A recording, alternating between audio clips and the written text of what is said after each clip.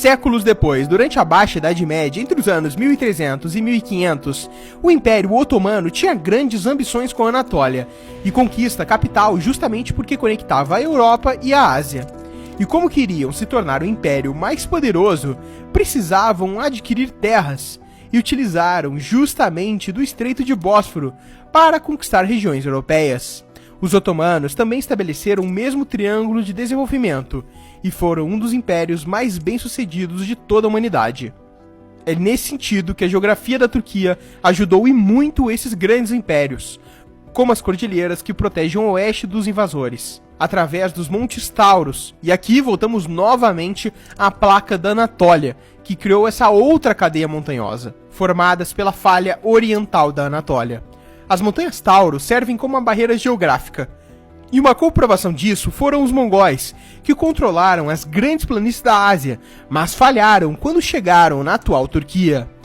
Quando tiveram dificuldade de avançar sobre a região oeste da atual Turquia, eles viajaram pelas margens do Mar Cáspio, onde era mais plano, durante 1231 e 1241, para finalmente chegar próximo à fronteira do atual Azerbaijão e Irã, para começar a sua conquista pelas terras da Anatólia.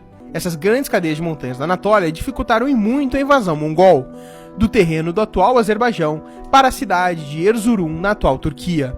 Esse movimento demorou 10 anos para atravessar uma pequena faixa de terra de 570 quilômetros. Isso era muito tempo para os mongóis.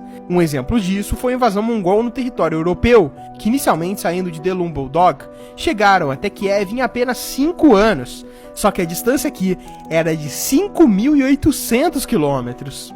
E essa é uma comprovação de que a geografia da Turquia dificultou muito a invasão mongol. Nessas montanhas também surge outro milagre geográfico. O rio Tigre ele nasce nas montanhas Taurus e possui cerca de 1.800 km de extensão, enquanto seu rio paralelo, o Eufrates, tem uma extensão de 2.780 km. Devido a eles, durante o século XVI, os rios foram utilizados pelos otomanos para enviar os recursos naturais pelo seu território, como o envio de grãos, metais e madeira para o aprimoramento de áreas mais ao sul do país. Em termos econômicos, ser a ponte do mundo também permitiu que a região da Anatólia fosse favorecida por planos intercontinentais, como a Rota da Seda.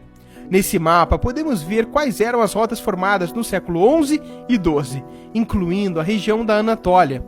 Então, esses mercadores saindo de Xangai ou Pequim, por exemplo, saíam do continente asiático e entravam na Europa através da Anatólia. É por isso que controlar a capital, Istambul, era tão importante naquela época. E até hoje, a geografia da Turquia ajuda o país. Ao norte fica o Mar Negro, que possui 437.000 km² de área e 6 países nas suas margens. Mas qual a sua importância para a Turquia atualmente? Bom, desde o ano de 1936, após a derrota otomana na Primeira Guerra Mundial, a Turquia retomou posse pelo estreito, através da Convenção de Montreux, o que significa que a Turquia controla legalmente 2 estreitos, o de Bósforo e o de Dardanelos. Os países, para acessarem o Mar Mediterrâneo de forma rápida, é necessário que paguem uma taxa para passar por ambos os estreitos turcos.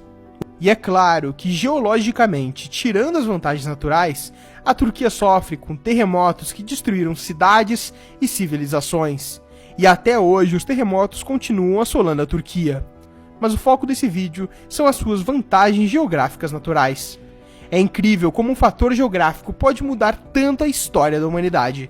Imagine se os estreitos nunca tivessem existido. Muito provavelmente, a troca cultural e econômica de vários séculos teria sido muito mais demorada e a nossa história completamente diferente.